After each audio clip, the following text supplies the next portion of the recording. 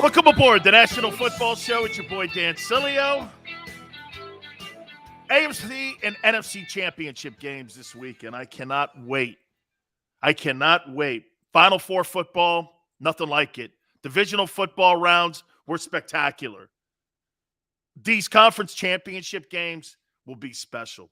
A lot of stuff to hit on. By the way, do me a favor, guys.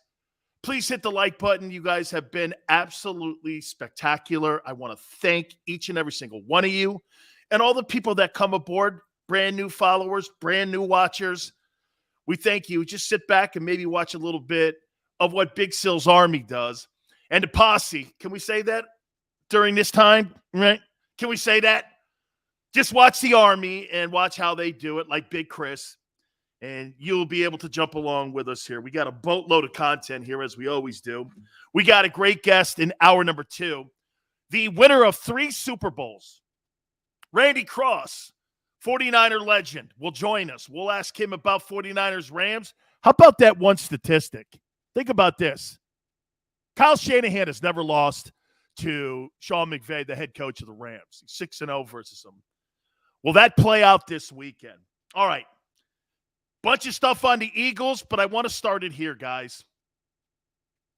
I like Mafia too, Chris. Let's do Big Sil's Mafia. Okay. So Ben Roethlisberger calls it a career. I want to give you 2 statistics that, to me, define him. Look, I know there's stuff off the field. I don't care about that. You know why? I'm not a morality cop. That's for those other media guys to dissect and play psychologist, put him on a couch, whether or not he was a good or bad guy. I don't judge you that way because you know why? I don't know you that way. How many times do you hear people going, Ben had issues? Bro, you're not a morality cop or psychologist. You're a sports analyst. Don't you love those guys? Really a great career, but, he had some dog. We all have issues. So I don't sit here when I'm looking at a guy's career and sit here and psychoanalyze a guy because I'm not qualified to psychoanalyze anybody. I could barely psychoanalyze myself. Well, he did. Dude, that has nothing to do with me. I'm not asking Ben Roethlisberger to date my daughter here. Here's the 2 stats that step out and step up for me when it comes to Roethlisberger. So you're telling me in 18 years, Ben Roethlisberger never had a losing season, and he won 2 Super Bowls. Let that sink in. Ben Roethlisberger won 2 Super Bowls, as many as Peyton Manning, and more than Aaron Rodgers and Brett Favre combined.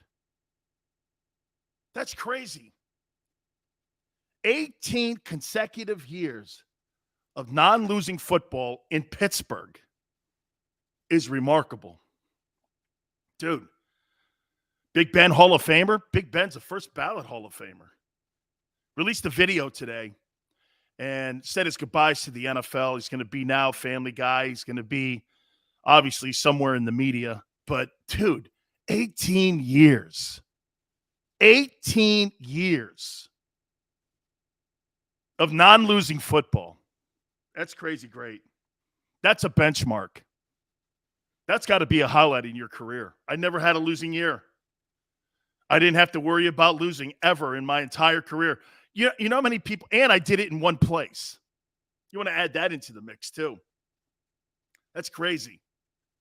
And he won the ultimate prize. It wasn't like Marino, in one place. It wasn't like, Dan Marino with the Miami Dolphins the entire time. And Dan, he had losing years, man. I mean, he did. He had losing seasons. Never a losing year, and he won 2 Super Bowls. This guy's career is better than Dan Marino's career. More yards, more wins. One of the best win percentages in the history of the National Football League. Dude, it's pretty crazy great. All right. I'm going to get to your takes here in a second here. Big Chris, respect, absolutely. You respect a guy like Roethlisberger's play. Again, I don't know the guy from a can of paint, and I'm not going to pretend to. That's for other people to do that shit. All right. You know what's funny? And the one thing that we've been able, let's see here, the Sileo crew, feared across the land, NFC Beast, I love that, baby. One thing we've been listening to with people talking all week long here. I got your show playing in a Seattle sports bar. Bro, Fresh Prince, thank you. That's an honor, man.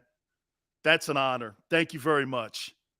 Seattle almost signed with them back in the day. Almost signed with the Seahawks. I went up there. God, where's that facility? Kingston? I forget where the facility for the Seahawks was. I went there, and I can't remember the guy who was the general manager of the team in 87. Man, went up there. God, they almost signed me. It was such a great visit. Went to Space Needle for dinner.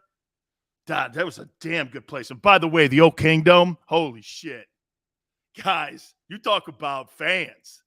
That 12th fan up there, how you doing? How you doing, man? That place is loud. I've not been to the new joint. But, dude, man, the Kingdom was loud. One of the loudest facilities I had ever been in. Totally a great place to play ball. So we welcome everybody in Seattle here to us, too. Thank you. I want to ask you a question about defining the NFL position of quarterback today. Okay? Defining it. Have Patrick Mahomes and Josh Allen redefine the position. And follow me here. Even Dak Prescott now, $42 million. Does Dak Prescott look like Josh Allen or Patrick Mahomes? No. Hey, for that, Russell Wilson is probably one of the closest guys to that. Same thing with Deshaun Watson. Those two players have redefined how the position is to be played today. Active in mobility, accuracy, toughness, part of the run game. When you look at a player like Jalen Hurts, does Jalen even come close to what that benchmark is on today's NFL? To some extent, he does. He does the intangibles, but he's not at that level yet. But those two guys have redefined the position. Drop back quarterbacks, okay? So hard to find. People think they can find one of these 7-step guys, and they think they're in the draft everywhere. And how many times do they miss? How many times do you find a guy in the 6th round? Brady's in the 6th round. Montana's in the 3rd round. Tony Romo's not drafted. Kurt Warner was cut 5 different times. The quarterback position is the most difficult position to define and to evaluate. It really is like going after a stock and trying to figure out if this stock's going to go up or down. Those two guys have redefined it. That's why when you look at a guy like Jalen Hurts, you say this, is that guy going to be what today's NFL looks like? And I say this to you, that's what Howie Roseman and that's what every general manager in the NFL is looking at now. Who can redefine our team with today's NFL style? Look, in the 80s and 90s, 70s, drop back quarterbacks, that was a fundamental thing you had to have, being able to read defenses and, most notably, call your own plays. Remember, when Bradshaw won those 4 Super Bowls, Terry was his own offensive coordinator. Lawrence says $500 million can make anybody go crazy. Okay? Comes with a big price tag when you find one of these guys like Josh Allen. $40 million, man. Look what Mahomes and look what Josh Allen have done to everybody in the league. You made Sean Payton go, we're not having this now in New Orleans. And I don't see it turning around anytime soon. He pulled the ripcord and said, I'm out. He knew he didn't have it, man. Trevor Siemian, Taysom Hill, Jameis Winston, who was the number 1 overall guy. He knows he doesn't have it in the room. He knows he doesn't. He says, I got to get out of here because I'm nowhere in that conversation now with my quarterback, even though we were 9-8. I don't have any quarterback in my room that's going to contend for a Super Bowl. The question in Philadelphia is, can Jalen get to that floor? Yet to be determined. I don't see it because he's not accurate. Now, Josh Allen struggled with accuracy out of the gate. But have those two players redefined how you look at the quarterback position? For me, they had. What was the comment that we were making on Monday? I want me one of those. I want me one of those. Right? I want me one of those. So there is no doubt what we witnessed on Sunday and what we're going to see really pretty much this weekend. Quarterbacks that are redefining the game. Look at Joe Burrow. He's more of a traditional 7-step guy, but look at these young guys coming out of college. Many of these teams have taken the college game and implemented them into their offensive skill sets. Zach Taylor basically is running the LSU offense. 2 guys ran that offense. Why wouldn't you run it? Jamar Chase and Joe Burrow ran that offense in Baton Rouge. They're doing it in Cincinnati now. South Philly says, Hurts redefined the running game. Tampa Bay had to put 10 in the box. Imagine the Eagles with weapons when they can't load it. Wildebeest, Sills, please contact Howie Roseman about drafting Treylon Burks, wide receiver, Arkansas, in the 2nd round. Deebo Samuel 2.0. Rieger, the Rieger we never had. Dude, Deebo Samuel is a special football player. He is, without a doubt, a special football player. Miguel says, we have 2 available this offseason. We have all the draft capital in the world. By the way, thank you very much for that. We should go get Watson. Andy Reid made Patrick Mahomes. We're going to get to Andy Reid here in a minute. I want me one of those. There's a 10-year waiting list to get a new one. Russell Wilson. That's a damn shame that Russell Wilson wants now out of Seattle. You know why he wants now out of Seattle? No running game since Marshawn left. Offensive line has deteriorated, and the other side of the football has also deteriorated. Why is that? When you have to start paying your quarterback, you start losing assets. When they got rid of their center, that was the beginning of the end 3 years ago. Vaselli says that Watson is one of those. Smile says appears 2 white guys hired as head coach, Bears and Broncos. Maybe a black guy for the Jaguars. Hey, way to put it into CNN context. I like it. Hurts had 1 year, bro. I get it. Damon says if Watson had been our quarterback in 2021, Smith would have had 1,400 yards. I completely agree. Lawrence says, Big Sills, did you see all of the Saints players that are up for grabs? I have. That's another reason why Sean Payton decided to pull the ripcord there. No doubt.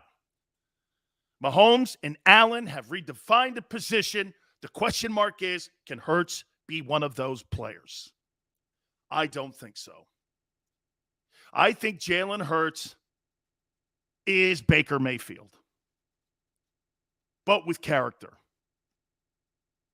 No disrespect. Okay, Baker had a playoff year last year. I think he's Baker Mayfield. I think that's his ceiling. He's not Josh Allen. He's not Justin Herbert. He's not Joe Burrow. He's not Dak Prescott. Can he compete with Dak? Sure. Then again, I don't think much of Dak. I like Dak as a character guy. But do you look at Dak Prescott and go, that's a $42 million? Watch this. Can I get a refund on that $42 million they gave Dak Prescott? Don't you think Jerry Jones is doing the same thing like every other owner is? Look at what Jim Irsay said just a couple days ago about Carson Wentz. You got to have a quarterback that can make plays, score 30 points, and a defense that can keep teams under 30. I'm paraphrasing, but that's what he said. It was complete shade on Wentz. Gary probably defines it here. You know what? Xander has said this numerous times about me when it comes to Jalen. He's a nice kid, but he ain't that guy.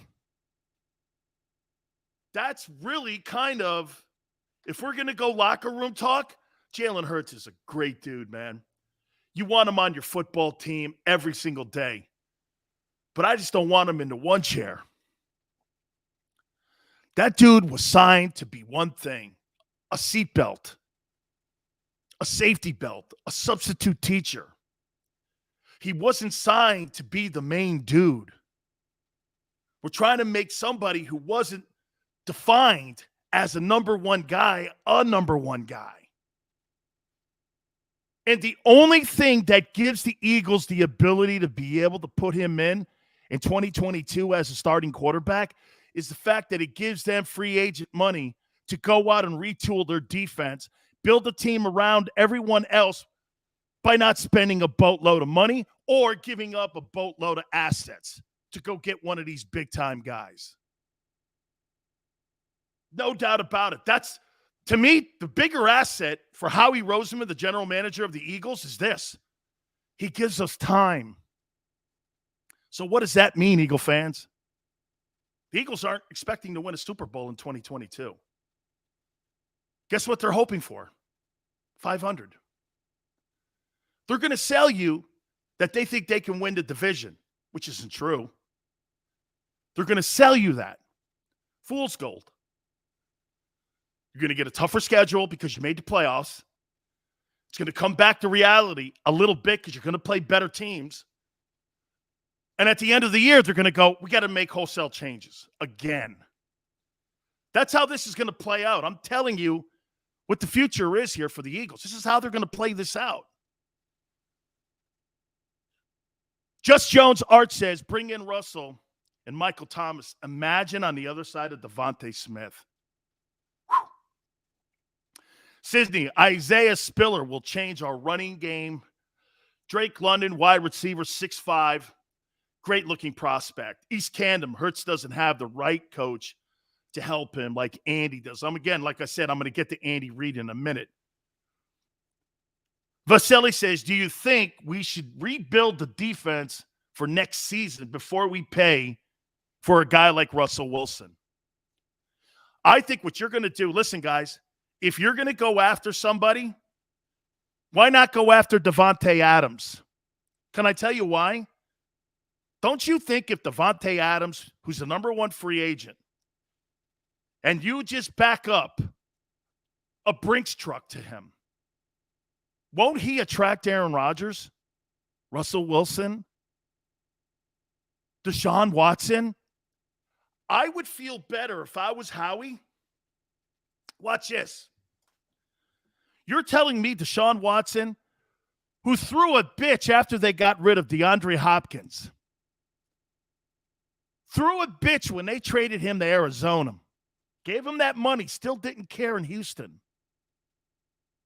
To me, the key to this is making it look conducive for some of these big arms to want to play in Philadelphia or anywhere. Because if you look at the current landscape of the way that the Eagles are constructed right now, you're not going to attract one quarterback that's going to be a potential free agent. You're not going to even attract Jimmy Garoppolo. Devontae Smith, sorry, guys, that's not doing it for me. The kid's a good-looking player, but there's 1,000 of those receivers in the league. Shit, Odell Beckham is the number 3 in Los Angeles. And he looks better than Devontae. Who would you rather have, Devontae or Odell Beckham? With a quarterback, I'll take Beckham. Beckham's a better receiver right now. What is he, 30, 28, 29? I'm all right with Beckham. And for the money, I'm going to get the same production. Depends on who your signal caller is. And Z says he wants a Hall of Fame career. Philly and OZ, I'll take Odell Beckham. Absolutely, man. Kyle Rogers says, all in on Devontae. Dude, you put Devontae on the Eagles, the Steelers, you put him anywhere. Every quarterback is going to look up and go like this. Holy shit, they got Devontae Adams and Devontae Smith on the same team. Dallas Goedert and that O-line. Well, let me call Howie. How much money are you willing to pay? And by the way, Philadelphia wasn't on my list, so you're going to have to kick up an extra $5. So let's just say this. It's going to be a $42 million purchase. Russell Wilson is going to command a new contract too. Okay, he's going to want – but how do you get a guy like that to go, I'm interested? Money and players. Okay? Big Moose says Devontae Smith didn't have a quarterback to throw to. I know, Dan. What makes you think you're going to attract a big-time arm to want to come to Philadelphia? You're not. They're going to go like this. There's nothing in Philly that makes me want to come there and play. And I'm even starting with the low bar of Garoppolo. Garoppolo doesn't want to play in Philly. Why would he? Even though it kind of fits his game. Run the ball. Don't have to throw the ball 38 times. You still need a weapon. Deebo Samuel, let's not forget, 19's on that Niners team. No, hey, I'll tell you this. If I was like Aaron Rodgers, I'd want to play in San Francisco. Don't you think John Lynch is going to go like this? Okay, if Garoppolo leaves, hypothetically, Garoppolo leaves. I ask you this. Garoppolo leaves. Indianapolis or someplace like that. You don't think John Lynch is going to pick the horn up and call the Packers and go, just to inquire, you guys willing to deal? I'll give you Trey Lance. I know you don't like Jordan Love. I'll send you Trey Lance. And and then you get Devontae and Deebo Samuel. Holy shit, the Niners would run the world.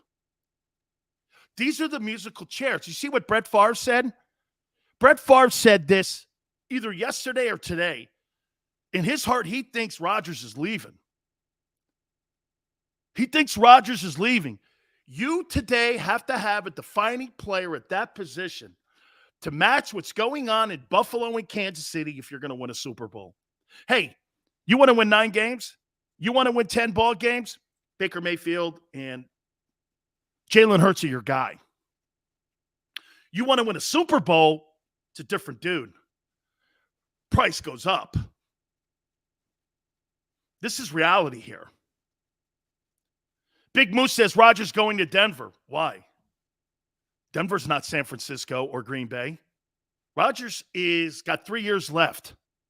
You think he wants to go to a place where he can't win a Super Bowl and you got to play in that division with Justin Herbert and Patrick Mahomes? No way, man. No way. If Patrick Mahomes stay, now I would say this. I don't believe the Packers want to keep him in the NFC. But when the Packers get rid of Aaron Rodgers, Packers are a 5-win ball team. Baker going to Denver? Maybe. Damon says Garoppolo is a huge liability. Really? You think 39-16, 2 NFC championship appearances in 3 years is a liability? I disagree with that. I disagree. Okay? It's funny, isn't it? Damon, not to pick on you, Damon, but you're the prime example of what we talk about all the time. We shit on Aaron Rodgers for not delivering in the postseason. Garoppolo delivers wins, and he delivers in the postseason, and he gets no credit for it. Why? He's 4-1 in the postseason. You can't have it both ways. You shit on Rodgers, but then you shit on Garoppolo too, and Garoppolo's doing – hey, by the way, has Garoppolo owned Aaron Rodgers? Yeah. Garoppolo has owned Aaron Rodgers. Owned him. Owned him. And he went up to Green Bay when the Packers were the number 1 seed. Dude, the facts don't speak to what Damon said, but people's perception of that is true. Okay, Chris says Jimmy G's a solid game manager. If that means 2 NFC championship games in 3 years, okay, manage me to those title games. I'm in. I don't know what game manager means. I just know what game winner is and gamer. I want a dude to get me to the title games. Put me in a position to get to a Super Bowl and win a title. Deebo Samuel owns Aaron Rodgers. Okay? I don't know who throws him the ball. He must hike it to himself. Okay? He must hike it to himself. Birdman, appreciate you coming aboard. Got to have a trend-setting quarterback at that position. Look, again, and you know what, too? Here I go again. What up, Joey B? Appreciate it. How about this? Xander's right. My love for the kid, Jalen Hurts, and his intangibles of being a great leader and a great dude preclude me from hammering the guy. Okay? Preclude me from hammering the guy. Because you've got to elevate. This is going to be a big year for him. Year 3 now? If he doesn't get any better, we're going to start looking at this going, Okay? Let me show you something here. Why you have to have insight today before it happens. So Cliff Kingsbury gets the job in Arizona. He looks at Josh Rosen and goes, that ain't it. To quote my friend Ice Cube, that ain't it. He goes to Steve Keim, the general manager. We got to draft another quarterback in the first round. How many times do you see somebody draft a quarterback and then all of a sudden next year they draft another quarterback in the first round? Very rarely. They didn't get afraid.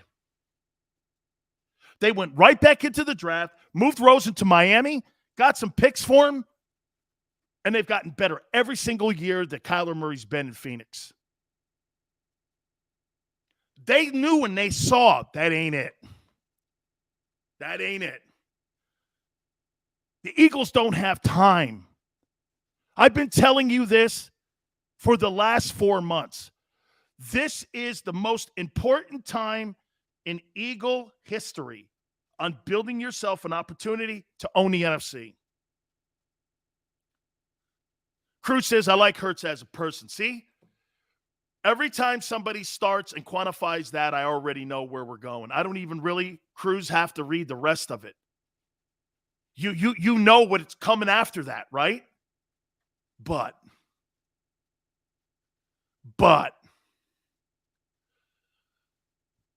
Kit says we could get C.J. Stroud. Yeah, another fine Ohio State quarterback going into the NFL.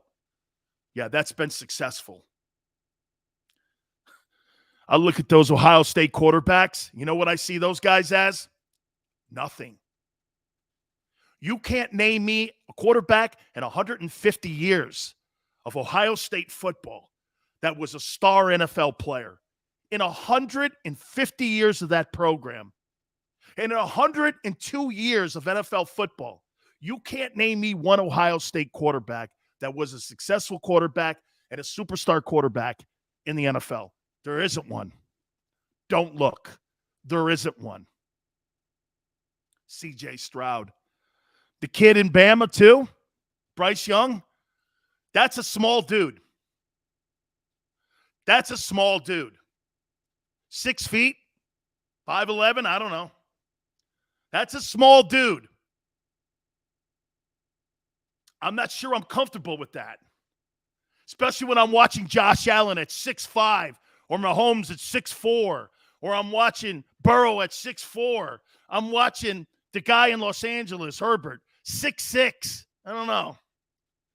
I'm looking at Lamar Jackson in Baltimore, 6'4", 255. I'm like, I don't know.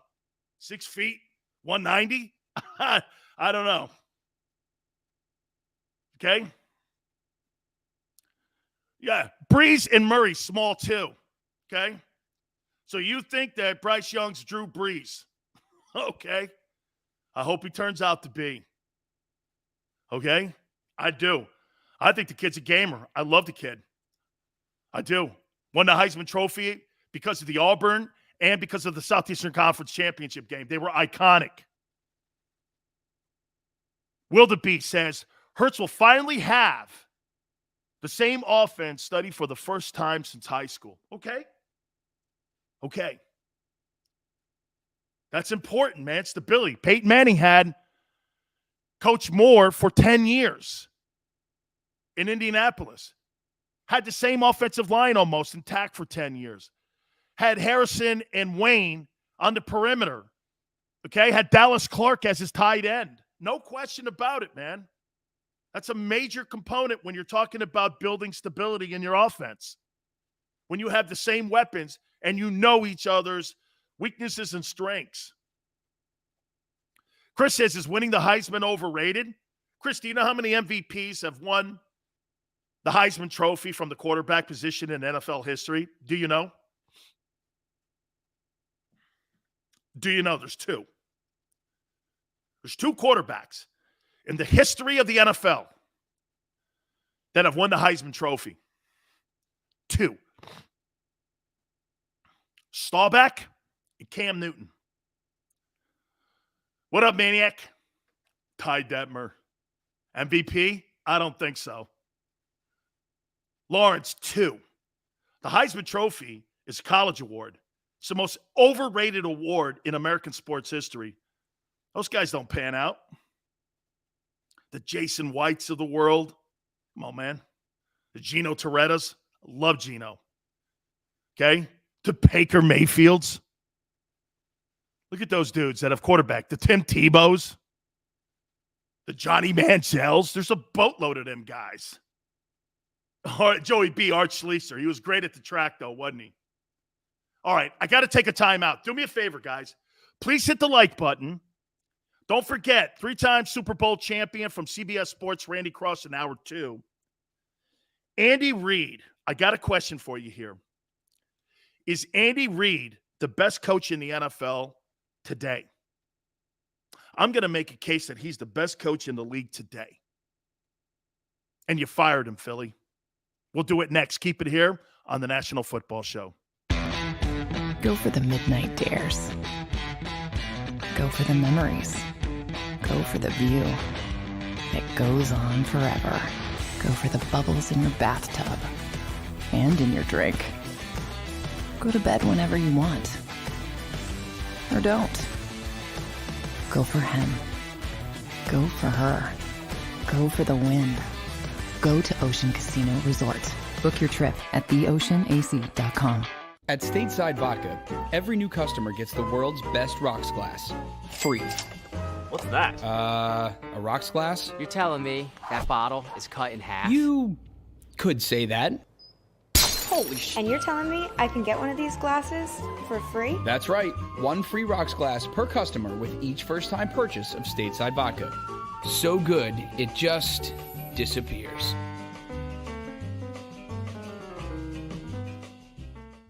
You know you like being right. That's why you should enroll in an Independence Blue Cross plan. It's the health plan chosen by more people than any other, with more doctors and hospitals, more benefits that really rock, more of the coverage you want for the right price, including free doctor visits 24/7. It's a choice you can feel good about, because when you're right, you're right. And when you've got Independence Blue Cross, you're right where you need to be. Call 1-844-200-2583 today to get an Independence Blue Cross plan.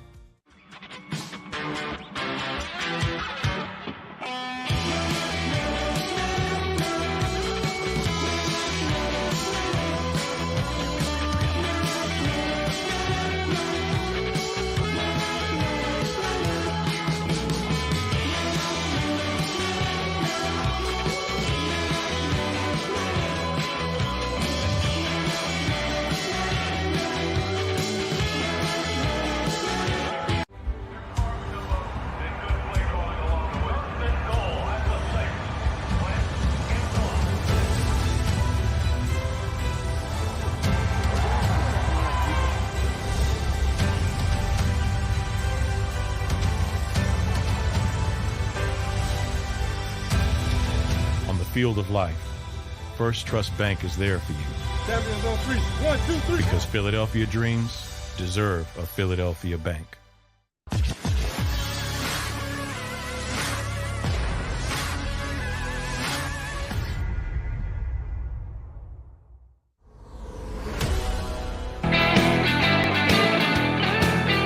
Welcome aboard National Football Show. Dan Sileo. Please hit the like button, guys. Off to a great start here. We really appreciate you coming aboard with us, as you do each and every single day. Nobody's ever going to be able to take down the resumes of Tom Brady or of Bill Belichick. Set in stone. Those are the two greatest resumes in coaching and in quarterback history. There's no getting around it. Okay? None. 31 postseason wins for Belichick. Think about that. 31 postseason wins. That's incredible. It almost doubles the guy in second place. I mean, it's crazy. Tom Landry's got 40. Or, 20.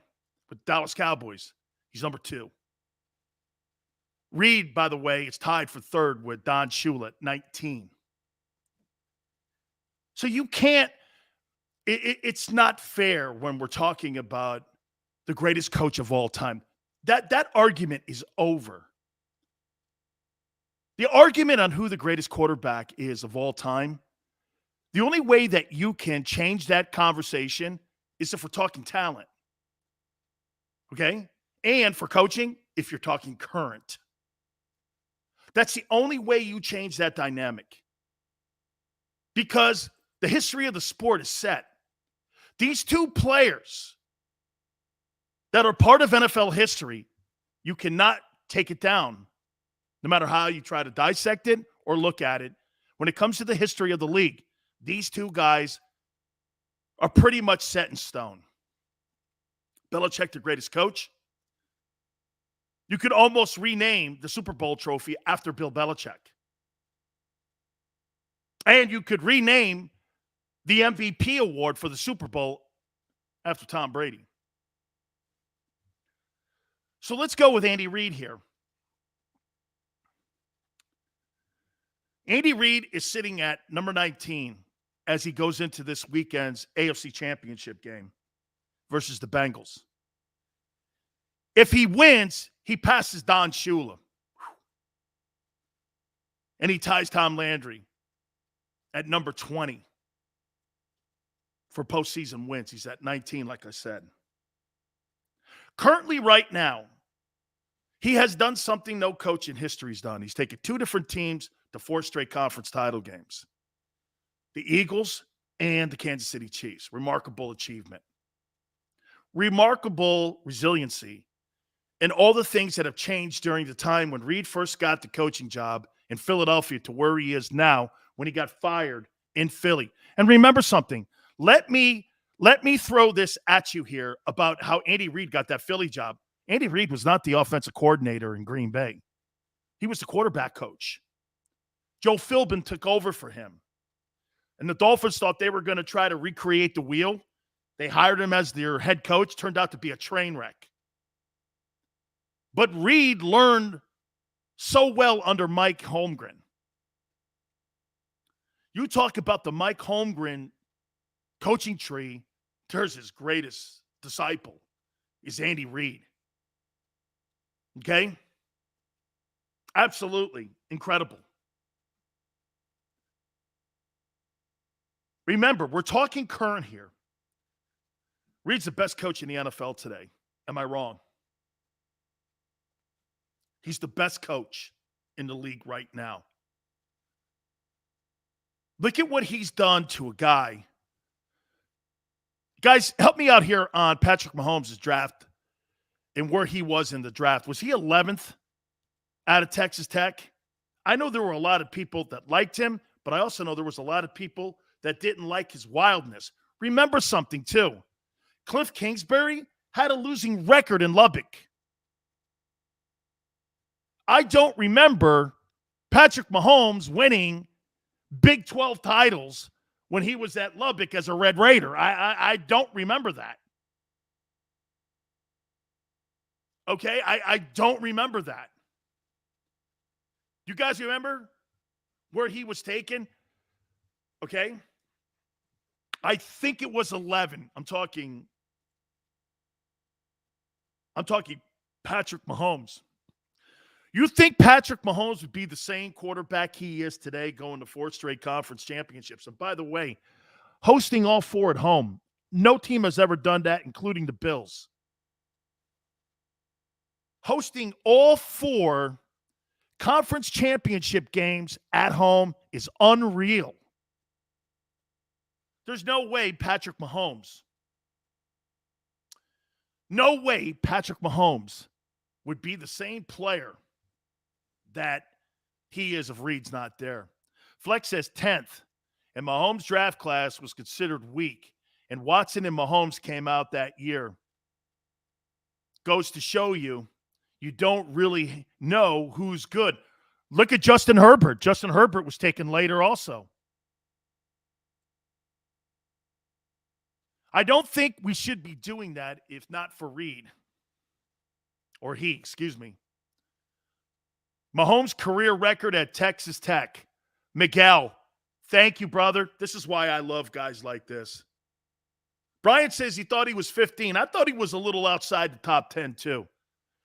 Look at what Miguel says. Patrick Mahomes' record at Texas Tech was 13-19. What do you think of the influence of Andy Reid has had on that guy's career? How about this? Let me ask you this in Philadelphia. What do you think Donovan McNabb's career would have been if Andy Reid's not the quarterback in Philly? What do you think? Ernest says Watson made big-time plays to beat Bama in the championship game. Okay? Hey, just telling you. I think Watson's a great player. Mahomes 10, Watson 12. McNabb, ass.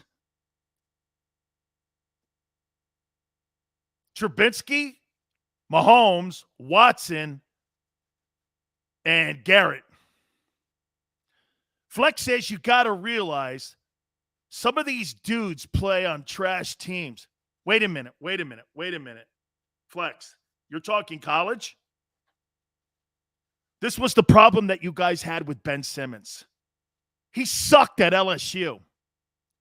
And you still drafted him like that. He sucked. He couldn't even get his LSU Tigers into the team of 64. He couldn't even get him into the tournament. You still signed the guy. You still drafted him. I went like this. Dude, you're not one of the best 64 teams in the country. You're still going to draft that guy? There's something wrong with that guy. I mean, seriously, dude, Cleveland State gets in. Weber State gets into the tournament. I mean, look at some of these things, okay? You draft that guy? He couldn't even get his LSU Tigers in. Hilton says, I said the same thing. I mean, bro, there's 64 college basketball teams that make it to the tournament every year. And you signed Ben Simmons to a high pick and go, well, it was college. Well, at least, hey, dude, if they're keeping score, at least I want to sign a winner.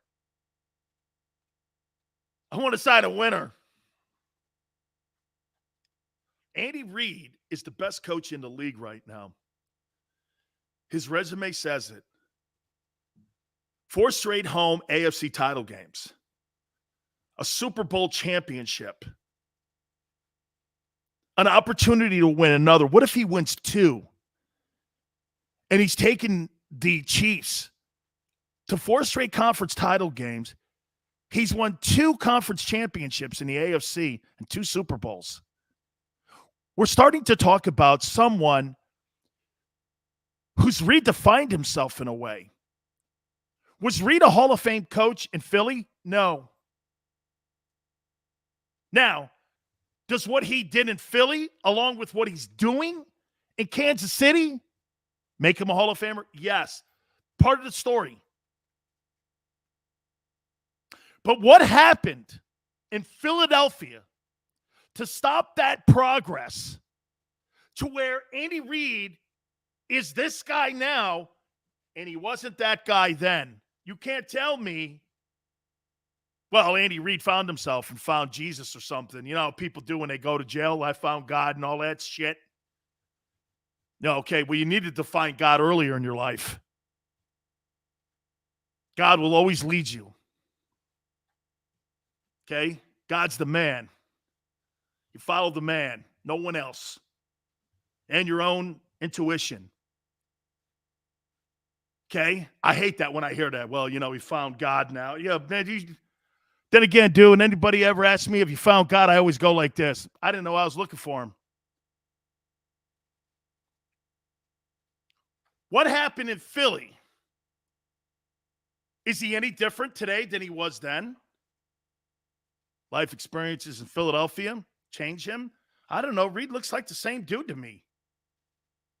Nunez says Andy Reid went through a lot of personal stuff in Philly with his kids. Totally could redefine you in any way. AJ says, I believe Reid. Sorry, brother, I missed that. Brian. Dude, the Ben Simmons thing, how do you sign a guy who didn't take his own college basketball team to a 64-team tournament? Sydney says ego. Hey, repost that. I want to make sure I'm reading some of these on Andy Reid here. Andy Reid doesn't even look like he's aged since 2008. He lost his son in Philly. That could send anybody for a tailspin. Absolutely. Absolutely. What's the biggest change with him? Is he any different of a coach on what you're seeing now? Because watch this. I think Patrick Mahomes is a great talent. How many times have we seen talent come into the league and just shit the bed? 1,000 times. Reid's taken this kid's ability and put up some guardrails for him. Said, play inside this sandbox. He didn't confine him. That's great coaching. Do you know how many times people hire people and the first thing they try to do is control them? They confine them. Here's your sandbox. You know what Reid did? Here's your sandbox. Do whatever you want inside that sandbox. But here are our guardrails. Don't fall outside those guardrails. I think earlier in the year, that's what he did. Lost his patience. And those guardrails, he was flipping over them.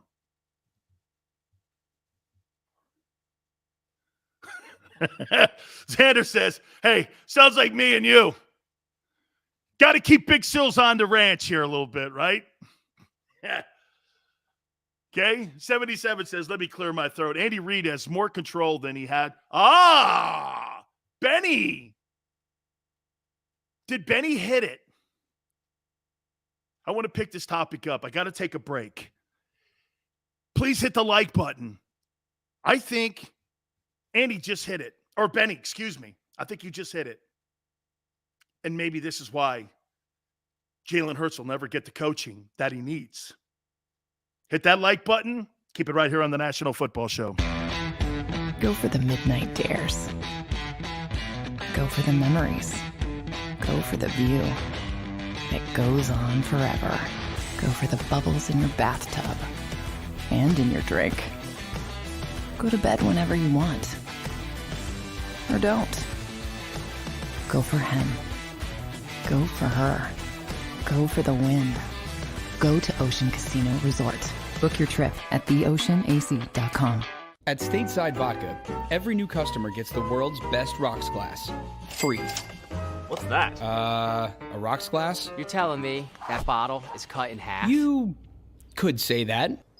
Holy shit. And you're telling me I can get one of these glasses for free? That's right. One free rocks glass per customer with each first-time purchase of Stateside Vodka. So good, it just disappears.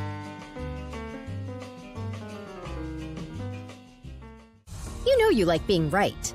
That's why you should enroll in an Independence Blue Cross plan. It's the health plan chosen by more people than any other, with more doctors and hospitals, more benefits that really rock.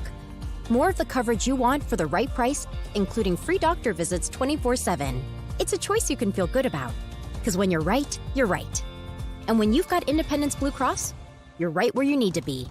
Call 1-844-200-2583 today to get an Independence Blue Cross plan.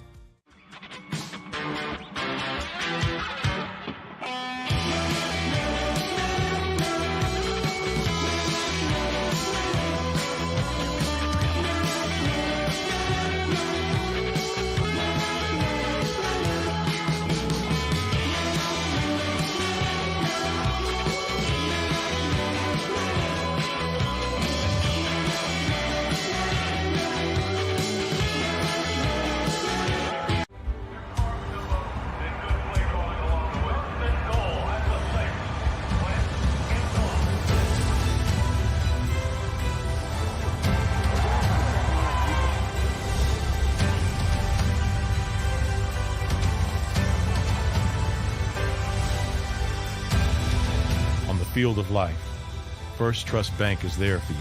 Champions on 3. 1, 2, 3. Because Philadelphia dreams deserve a Philadelphia bank.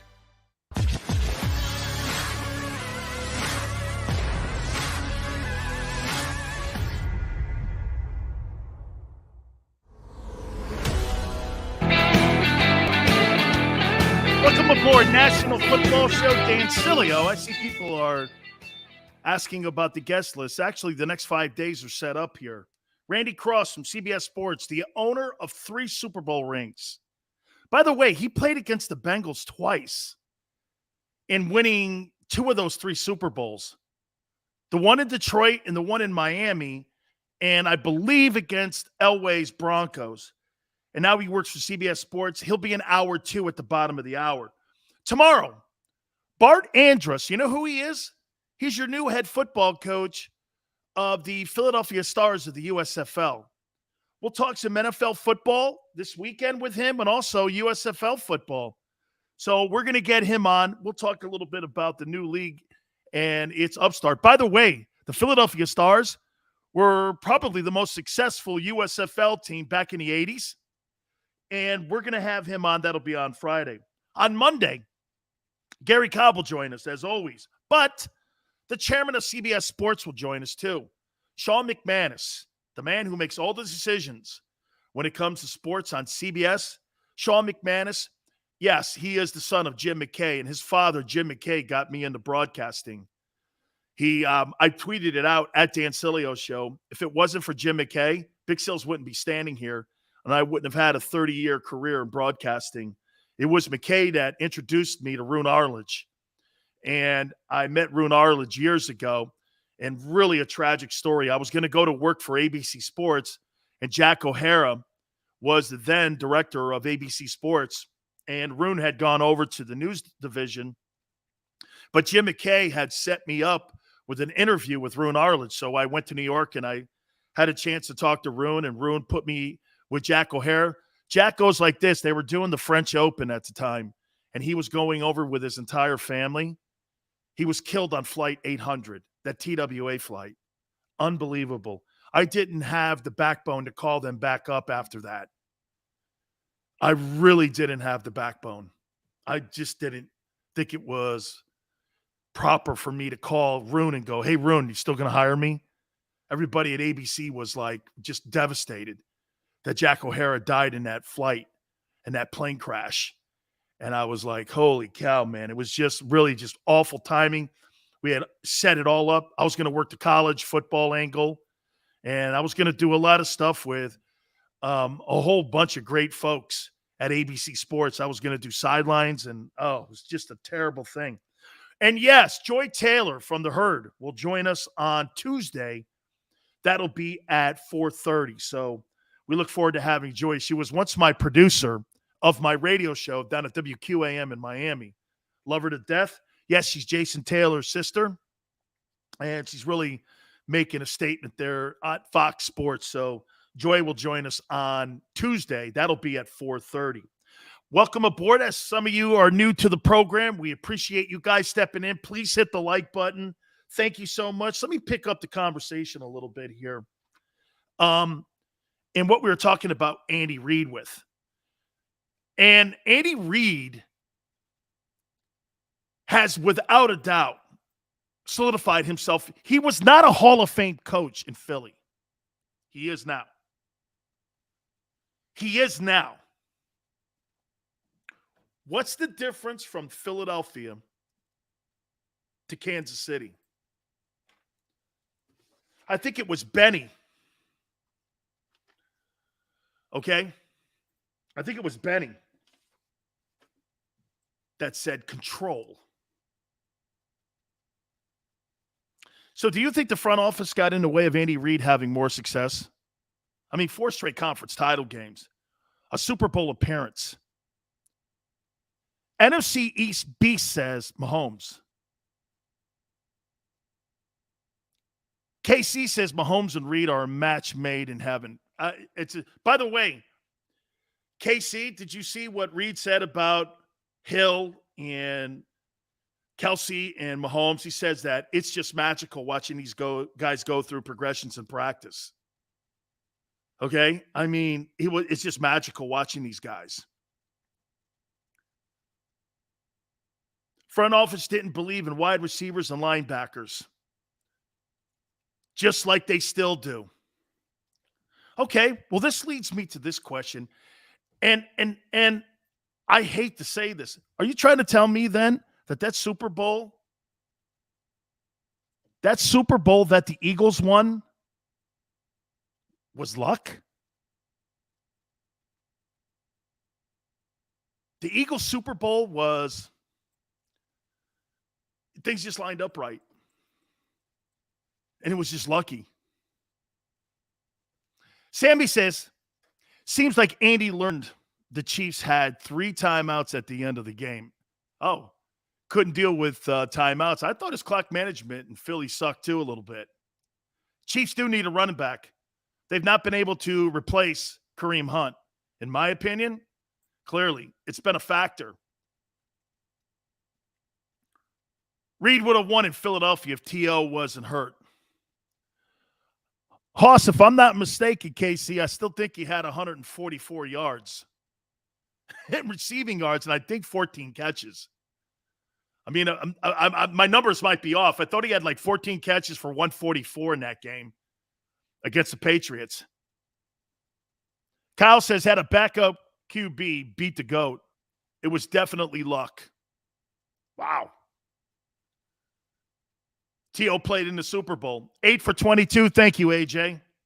That's a spectacular game for a guy hurt. William, I thought T.O. was spectacular in that game. He played with screws in his foot. I remember that. I remember that whole thing. So Andy Reid given more control. Is this right? This is the difference here? Well, this is probably the difference why Doug Peterson's no longer the head football coach in Philadelphia. So the Eagle management gets in the way of winning. That scares me. This scares me. Eagle management gets in the way of winning? Guys, that whole culture has to be changed then. It has to be changed. Reid is showing you. Here, what was Andy Reid's biggest? There were 2 things that Andy Reid did in Kansas City that shows you he had more control. That he had more control than in Philly. What are they? He told Alex Smith, dude, you're out. Alex Smith went to the playoffs. He told Alex Smith, you're out. They got Mahomes. What was the other move? They fired John Dorsey. Reid went to Clark Hunt, the owner of the team, and he said, you got to get rid of this guy. I need to be in charge of everything here. Personnel, hirings, everything. I can't have what happened to me with the small sandbox I had in Philadelphia. We'll never win. Am I wrong? He had to have gone to management. Coaches don't have that say when they go like this. Well, I'm taking this guy in the draft. I'm going to sit him behind him. Then I'm going to get rid of Alex Smith. Then I'm going to go upstairs and I'm going to fire the guy who evaluated Patrick Mahomes, the guy who found him, and remember something about John Dorsey. He also built that Cleveland Browns franchise with some of the talent you see on the team right now, Miles Brand and all them guys. Okay, Myles Garrett, excuse me, and all them dudes that are on that team. He built that team. KC, he did not make bad moves. He's the guy that found you Mahomes. I mean, he was the general manager of the team. Okay? He was the GM of the team. But he went upstairs and get this. He had John Dorsey fired. So the difference in Kansas City with Andy Reid is clearly on display. He didn't want to have happen to him, where a front office and an owner kept tripping him up. It's almost like, how about this? Watch this. It's almost like every time Andy was doing something, to me, Joe Banner and Howie Roseman would pull the carpet out from under him. So you're battling that. Remember something I told you, what Frank Reich said too. You got to manage that front office, man. That's how Nick Sirianni got the job. You got to make them feel like they're part of it. Why? That's so tasking, especially when you don't mean it. Reid has total control here. No, AW2, there's no way a coach in Philadelphia has total control except for Chip Kelly. And that thing turned out to be a nightmare. Okay? There's no way. Yale says Reid's time had to come to an end in Philly. Interesting. Deshaun Watson, Russell Wilson. Looks like they're going to be, and maybe even Aaron Rodgers are going to be free agent quarterbacks. Dominating the news cycle today, especially what Favre said. I want to expand on that. Okay? We got hour number 2 coming up. Keep it right here on the National Football Show. Go for the midnight dares. Go for the memories. Go for the view that goes on forever. Go for the bubbles in your bathtub and in your drink. Go to bed whenever you want. Or don't. Go for him. Go for her. Go for the win. Go to Ocean Casino Resort. Book your trip at theoceanac.com. At Stateside Vodka, every new customer gets the world's best rocks glass. Free. What's that? A rocks glass? You're telling me that bottle is cut in half? You could say that. Holy shit. And you're telling me I can get one of these glasses for free? That's right. 1 free rocks glass per customer with each first-time purchase of Stateside Vodka. So good, it just disappears.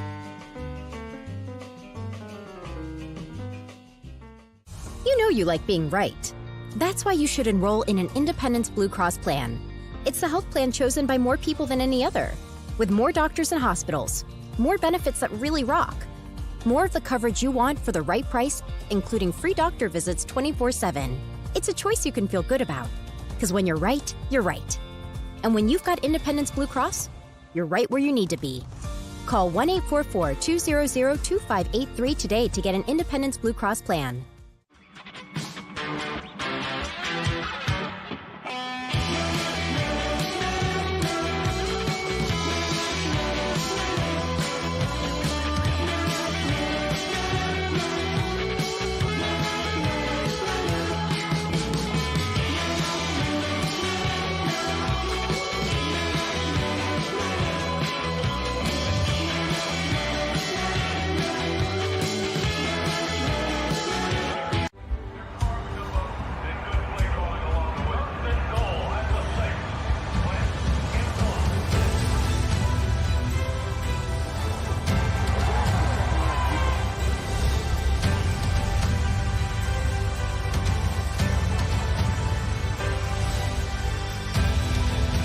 Field of life, First Trust Bank is there for you. Champions on 3. 1, 2, 3. Because Philadelphia dreams deserve a Philadelphia bank.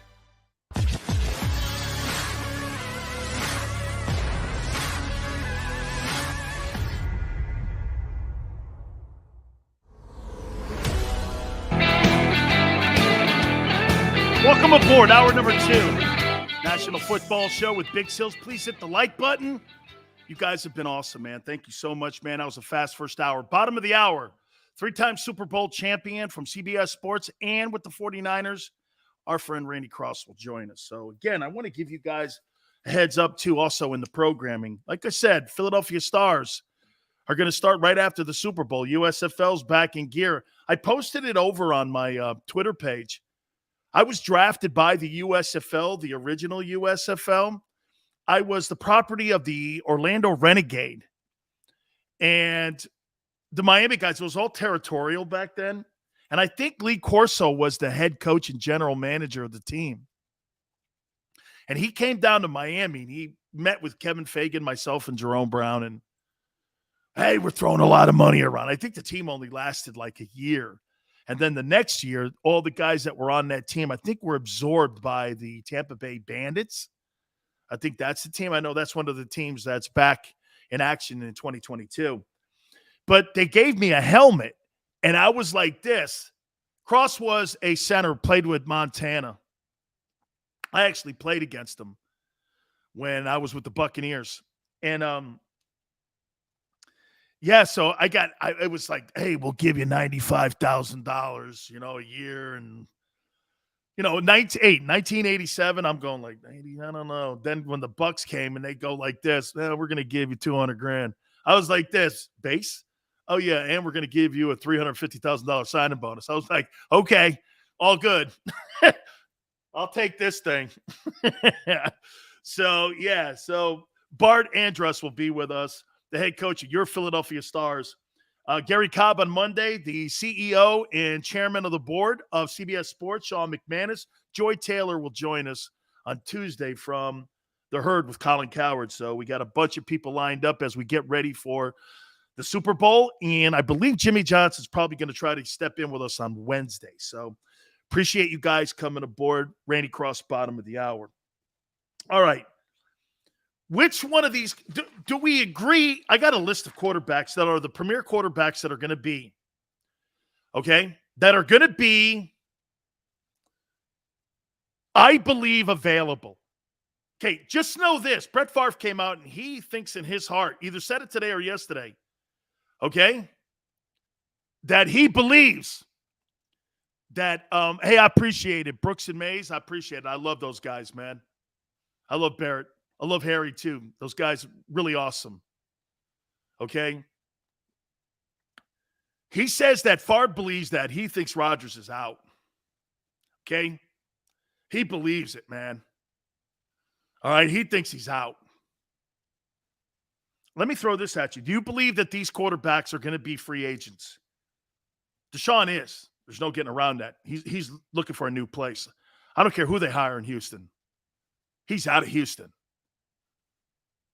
Aaron Rodgers, I'm starting to believe 50-50 now. I thought it was very remote.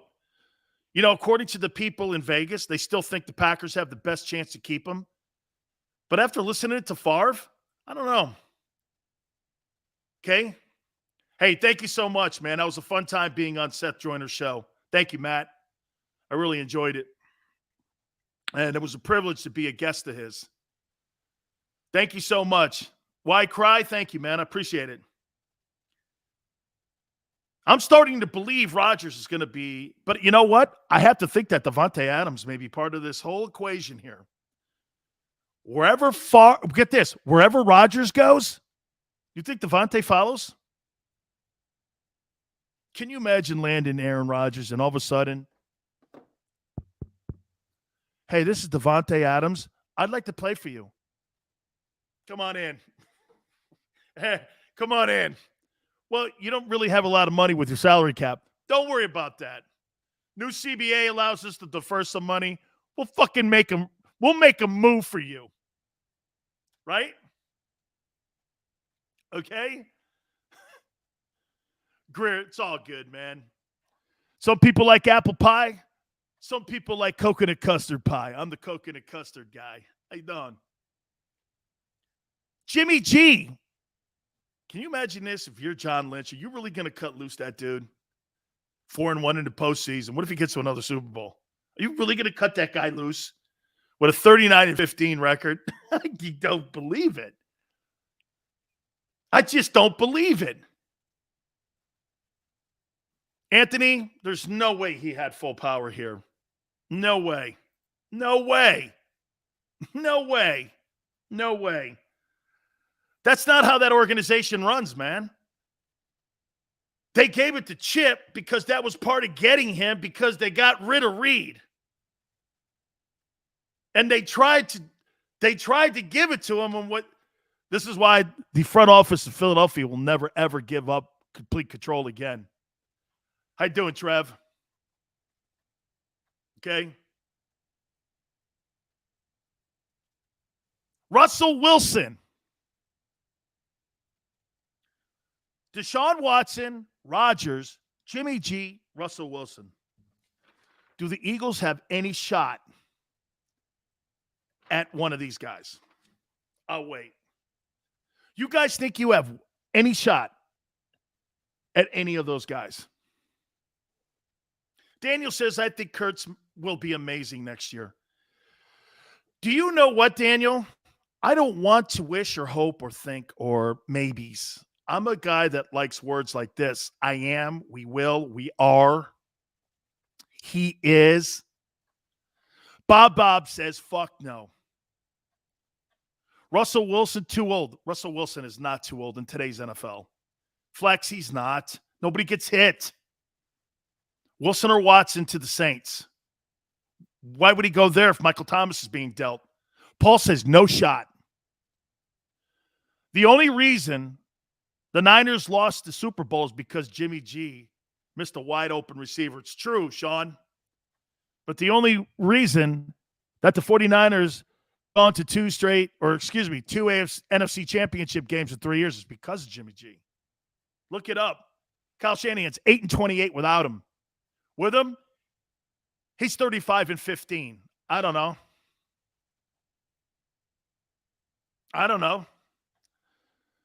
Matt Hatter says Wilson was sacked 427 times in his career.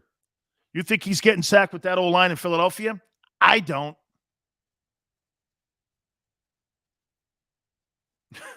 The show is great, but Sills, you're trash. Thank you, Kyle. I take that with a great merit badge. Thank you. The show's great. Sills, you're trash. Yeah, right. I'd be called worse things. Trust me. Niners grab Rodgers. Wow. Deebo Samuel, that old line, and Aaron Rodgers wouldn't lose a game. Flex says mixed. Would you rather get Rodgers, Adams? Oh, man. Can you imagine landing Aaron Rodgers and Devontae Adams in Philly? Sean says Jimmy G can go to Texas. He ain't going there. He's going to Indianapolis if he goes anywhere. Jay says, here, let's go here. Brooks retiring. Great career. 10 years. Let's just put it this way. He won't ever have to buy a sandwich in Philly again or a beer. But they would have retired him anyway. Last 2 years have not been helpful for both the team and for him. I feel bad for the Packers. I don't. Why would you feel bad for the Packers? What, because they drafted that shitbox Jordan Love? They realized that he sucks? Dude, every time I watch that guy play, I'm like, I don't think so. I don't think so. Watson to Indy would make, oh my God. Yeah, and then get this, KC. Then you send Wentz down to Houston. That kind of makes sense, right? Kind of switching out salaries at the quarterback spot. Seattle Seahawks won't turn down 3 first-round picks. No way. Correct. Lawrence, but I think Russell has a no-trade clause in his contract, if I'm not mistaken. So he's got to be on board too. Jordan Love or Jalen Hurts? Jalen Hurts all night. I don't want Jordan Love.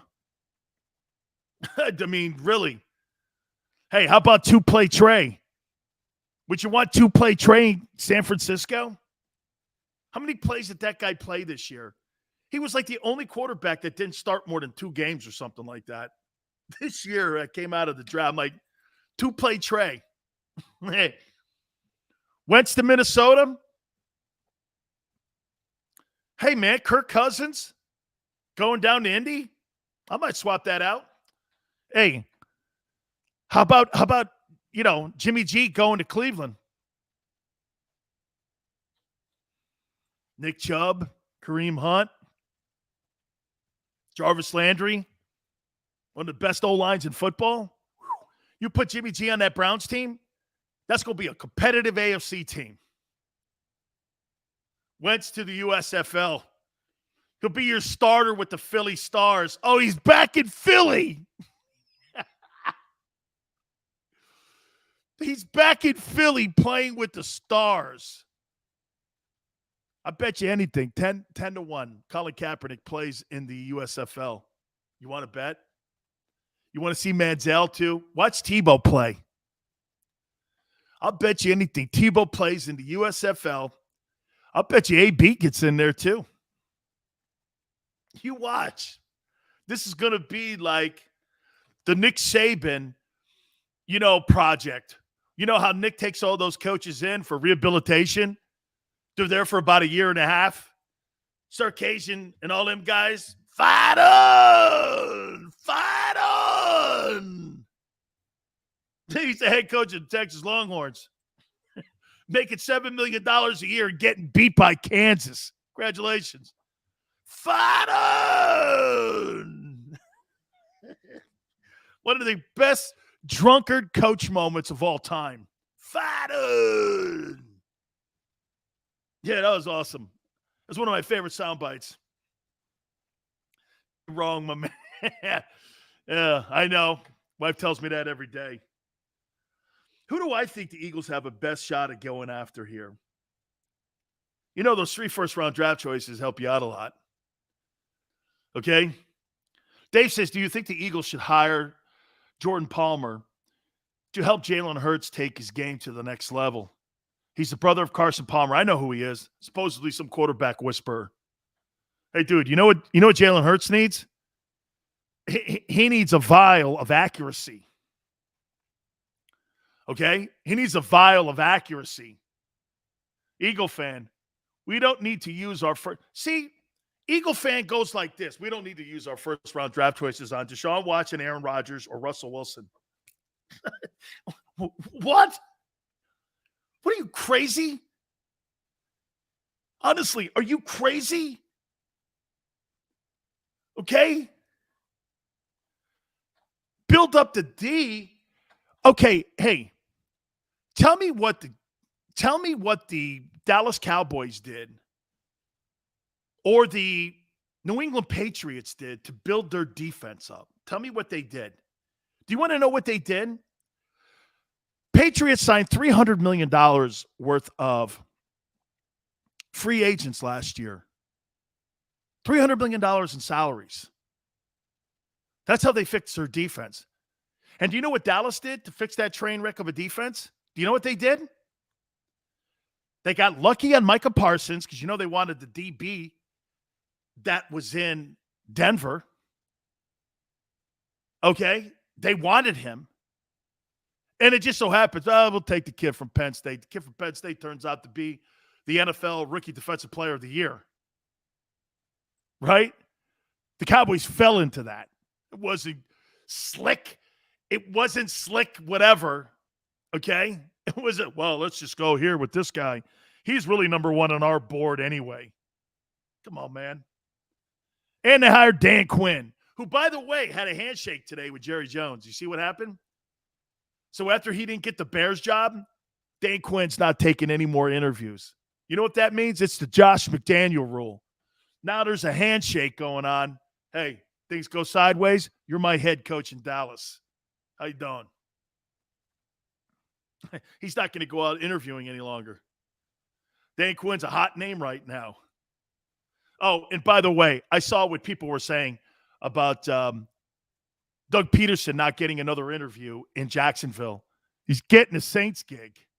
That's where I'm thinking, my prediction, that he lands, because Peyton is a big proponent of having him take over for him.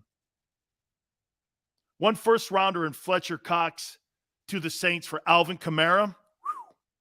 Yeah, but who's throwing him the ball? Jalen? No, thank you. Okay?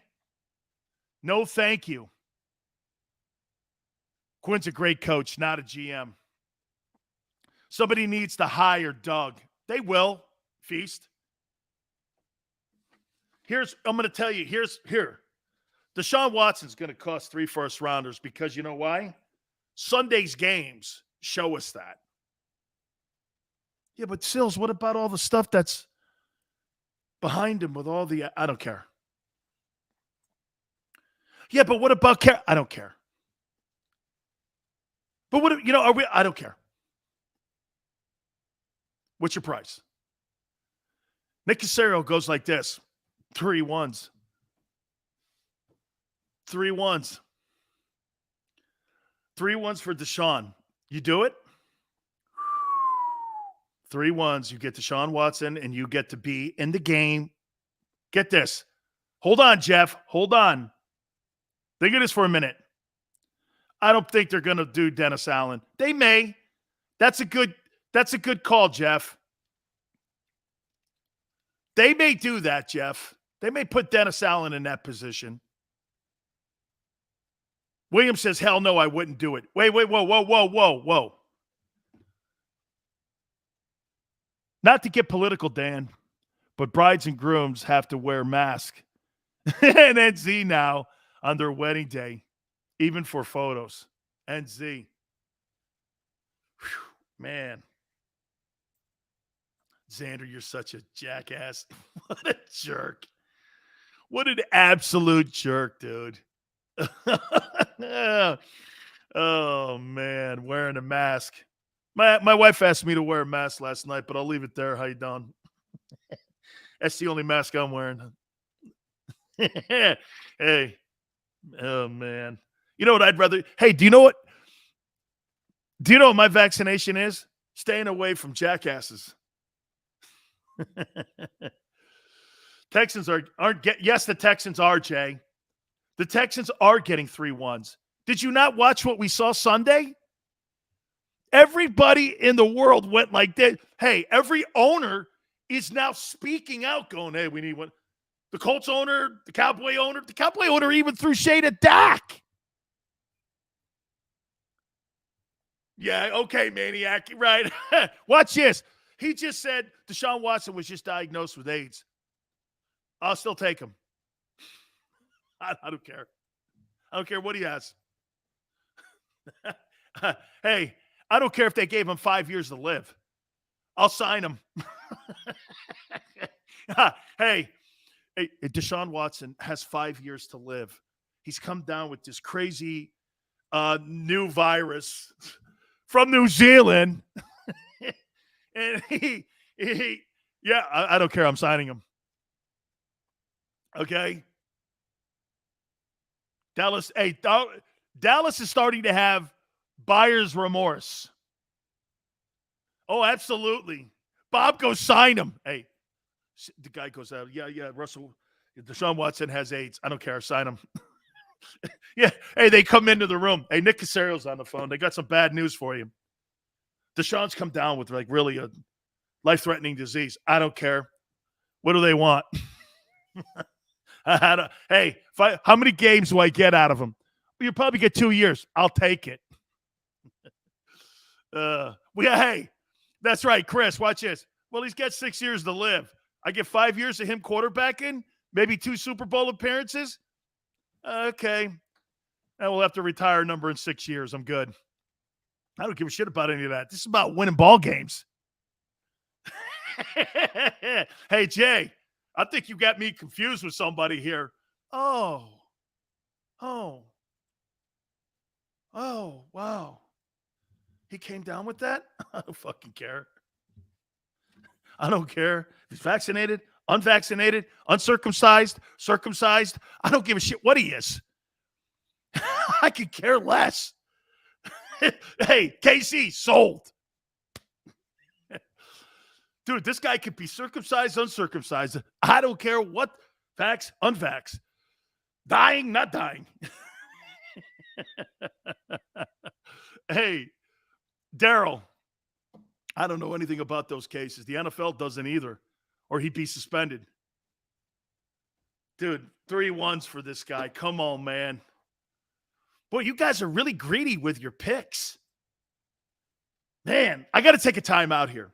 Do me a favor. Please hit the like button. Randy Cross from CBS Sports. Rams and 49ers. By the way, the 49ers owned the Rams when Randy played. He's now with CBS Sports. Hit the like button. We'll talk a little bit about Deshaun. We'll talk a little bit about all these quarterbacks that are going to be on the open market. NFL news and the conference championship games with Randy Cross next, right here on the National Football Show. Go for the midnight dares. Go for the memories. Go for the view that goes on forever. Go for the bubbles in your bathtub and in your drink. Go to bed whenever you want. Or don't. Go for him. Go for her. Go for the win. Go to Ocean Casino Resort. Book your trip at theoceanac.com. At Stateside Vodka, every new customer gets the world's best rocks glass. Free. What's that? A rocks glass? You're telling me that bottle is cut in half? You could say that. Holy shit. And you're telling me I can get one of these glasses for free? That's right. One free rocks glass per customer with each first-time purchase of Stateside Vodka. So good, it just disappears.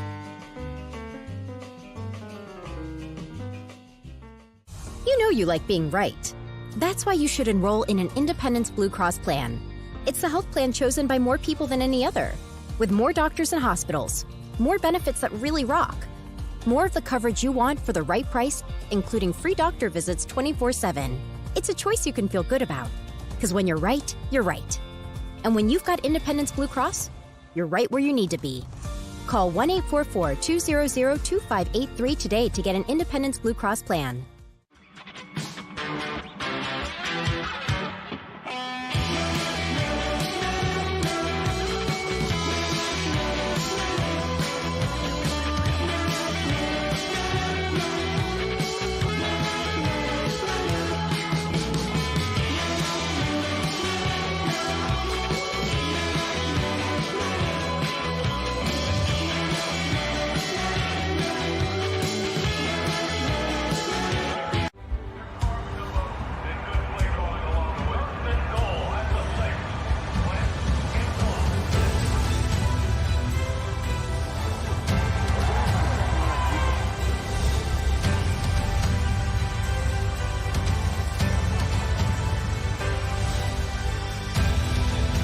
Field of life, First Trust Bank is there for you. Champions on 3. 1, 2, 3. Because Philadelphia dreams deserve a Philadelphia bank.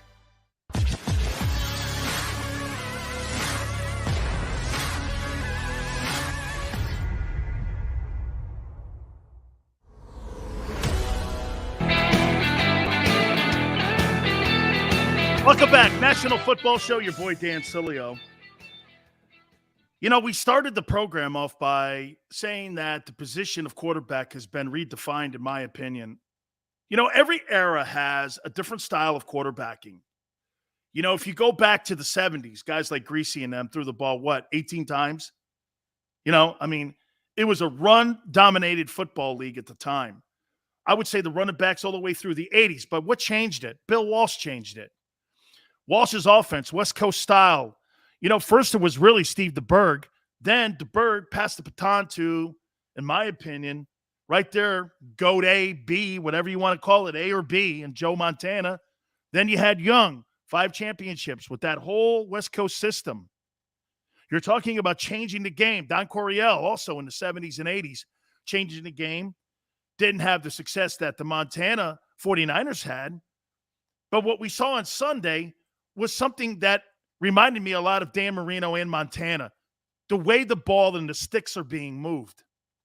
There's no doubt the redefining of the position. Josh Allen and Patrick Mahomes are the standard if you want to win a Super Bowl today, in my opinion. Jimmy G, spectacular in what he does. You have winning versus talent.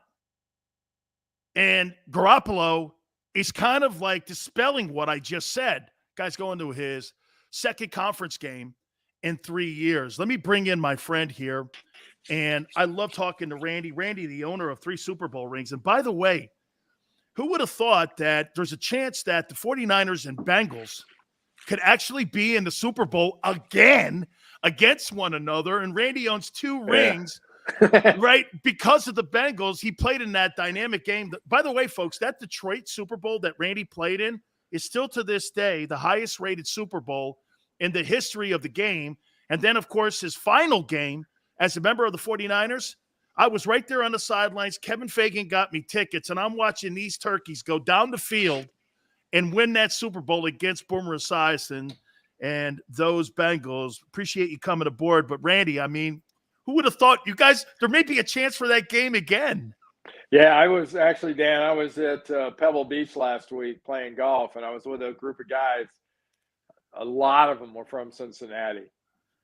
And – you know, I started the week off by telling them I was more than happy to crush their sports dreams a couple of times.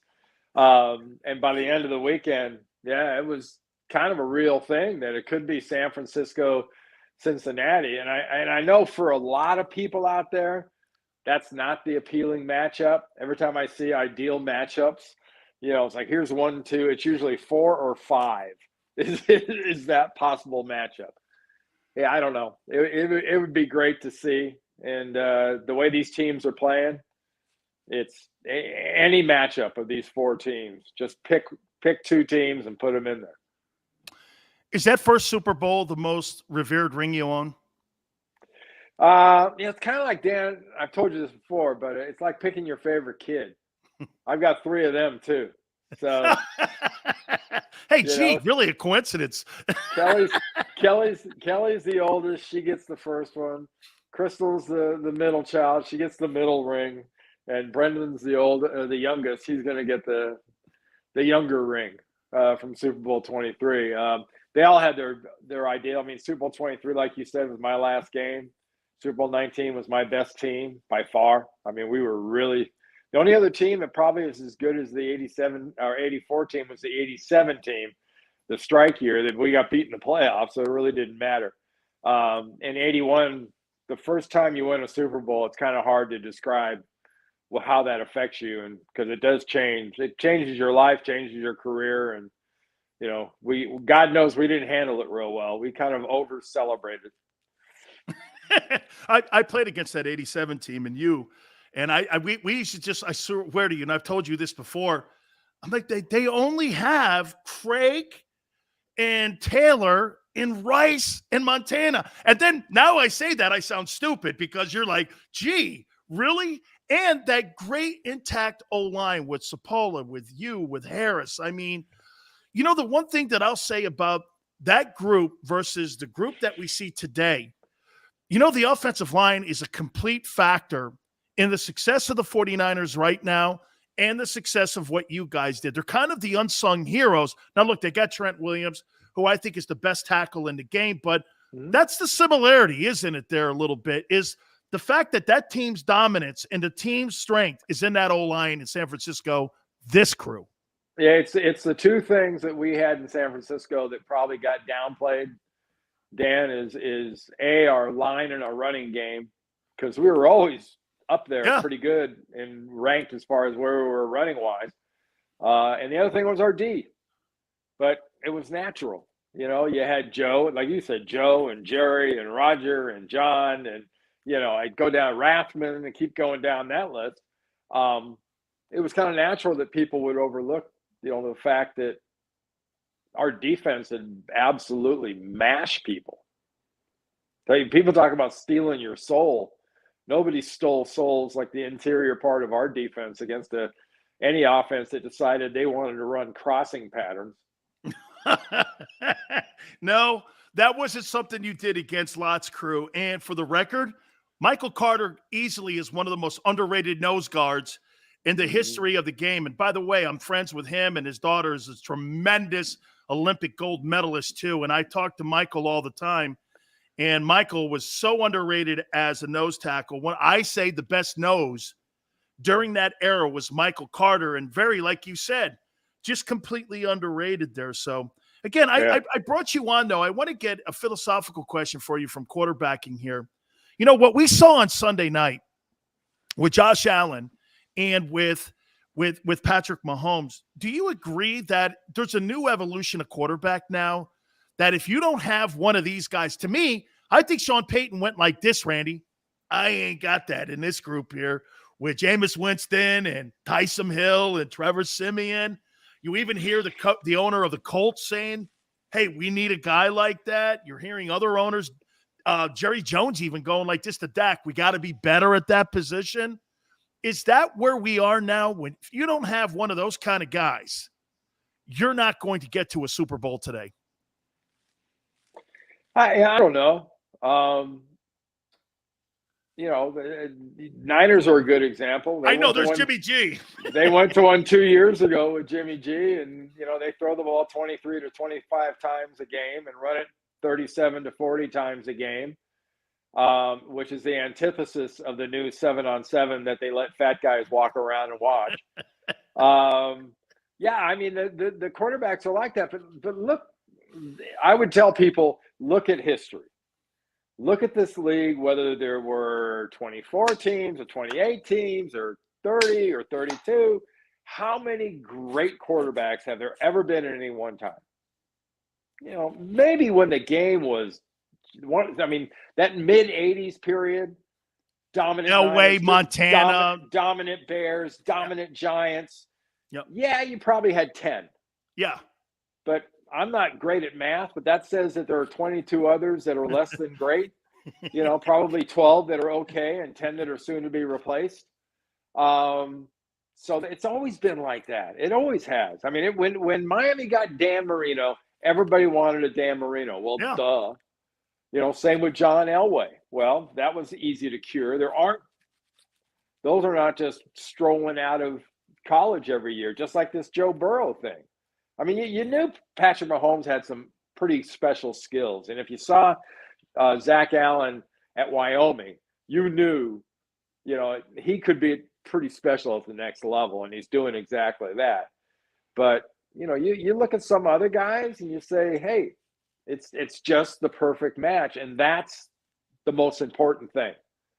Garoppolo is the perfect match to what Shanahan wants to do. Just as much as, and I know it drives Titans fans nuts, their quarterback is a perfect match, Tannehill, to what Smith wants to do offensively. And the formations, the running, you can't do everything. And balance is not only overrated, it's almost non-existent. How about this, Randy? I love John Lynch. I know John Lynch a long time like you do. I mean, if Garoppolo does get to another Super Bowl, it's 2 and 3 years. He's 35 and 15 in the regular season. He's 4-1 in the postseason. This guy is 39 and 16 as a starter. And when Shanahan doesn't have him on the field, he's 8 and 28.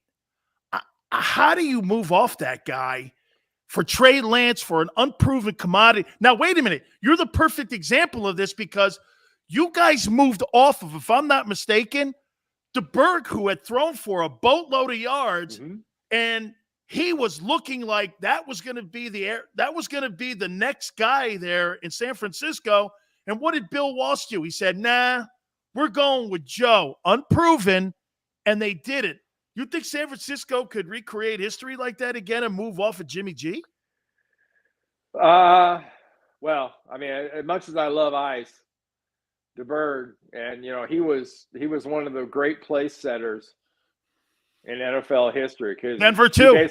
He basically held the ball for Joe till Joe was ready, and he held the ball for Doug Williams until Doug was ready, and he held the ball for John until John got there and was ready. I mean, it was like place after place. You knew where the next number one pick was going, and wherever Ice was, that's where the next quarterback was going to be. But Joe just had a special something. He did. And the team knows. You knew that in training camp. That's the difference. And I'm sure these guys in San Francisco love Trey Lance. And from what I understand, he's a delightful guy, he's a great personality, great team guy. He's been nothing but positive through this whole process. and that's to his credit. But the guys actually really like Jimmy G. And you can tell by the comments they make and how they deal with them, especially this week. And if you think the comments are crazy this week, wait until next week and the week after if they are lucky enough to keep playing, because it'll get even crazier. But yeah, if they win it all, Jimmy G ain't going anywhere. How about this? He has a Montana quality about him, and I'll throw this at you here, and you tell me if you agree or disagree. There's so much noise in San Francisco at the beginning of the year, and even in the offseason when, they kicked the tires, potentially looking at Matthew Stafford. It was public. They sold all those commodities to move up to 3 with the Dolphins so that they could get Trey Lance. And there was Garoppolo just being quiet and get this, doesn't affect them. It surely hasn't affected them. They've been on a phenomenal run right now. And, I mean, he's got a quality where, like, if anybody knows anything about Montana, nothing fazed Joe. Didn't matter what the situation was, the Cotton Bowl or you're there in Miami. There was just nothing that fazed Joe. Just nothing. Jimmy has that kind of quality, and maybe that's why the team gravitates to him. Is that fair? I think it's fair. There aren't many of those late game guys. Elway was one of those late game guys, and he had all the comebacks and whatnot to show it. Joe was one of those guys.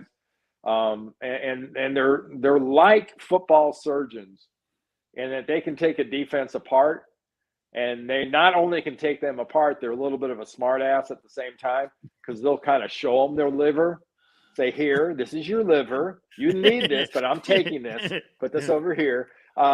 They do that. That's how they play. And late in the game, it's a simple test. You ask anybody on San Francisco, late in the game, blah, blah, blah, who do you want taking the snap? It's a non-question. The guy can do it, and he's proven it in the biggest spots. Okay, you have to tell me, because this trend seemingly has not changed since your time.